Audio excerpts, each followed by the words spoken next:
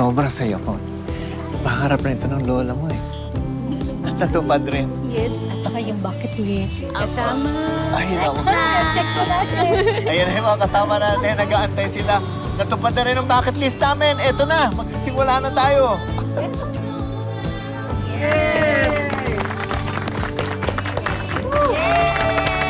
Welcome to Grand Vista Resort, everybody. Congrats po sa inyo. Thank you. Natuloy din po yung grand opening natin dito sa Grand Vista. Oo nga, maraming salamat sa inyo kahit maliit yung pasahod namin, nandito pa rin kayo. Ay, naku. At mga lahat ng mga bisita, sabay-sabay tayong kakain mamaya. Ako ang magluluto para sa inyong lahat. O sige, ihandaan nyo na yung mga welcome drinks natin, tsaka kain ha. Oh, Lola Savi, congrats po! Ay, naku. Grabe! Thank you, Zion. Hey, thank Oo you naman for po. coming. Swimming ba kayo? Thank you, Zion.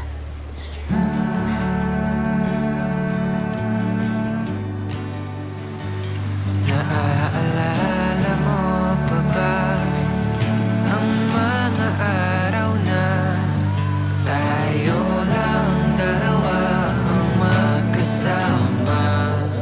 Pero masarap yung pagkain na to. Kita mo yan, no? Tingin mo, pakul ba talaga natin yan? Grabe to. Rose! Rose! May pa-heart pa yun eh. May part pa? Heart! Heart! Tignan mo tayo dyan, no? Parang medyo awkward tayo dyan, ah. Ayun, no? Tagal na namin hindi nagkikita ni Captain Serenade. Sayang aayain ko pa naman siya sa grand opening ng Grand Vista. Si Captain Serenade, yung friend mo na mascot? Yung magaling kumanta. Ah. Baka lumipat lang ng pwesto. Di ba, ganun naman talaga pag nag-basking. Nga pala, si Mr. Moon, kailangan na natin kitain bukas. Kukunin niya na yung tickets for si club. Sige, gusto ko rin siya makilala tsaka gusto ko magpasalamat sa kanya. Bukas na yung chance mo.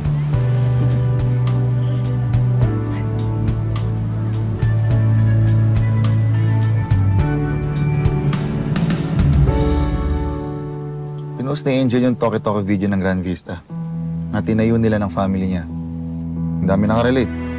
Kaya bumuhos yung mga tao. Mukhang mautak at magaling talaga yung Angel. Hindi ako magpapatalo sa batang ng Tyrone. And I don't care kung genius pa siya. She's still just a kid.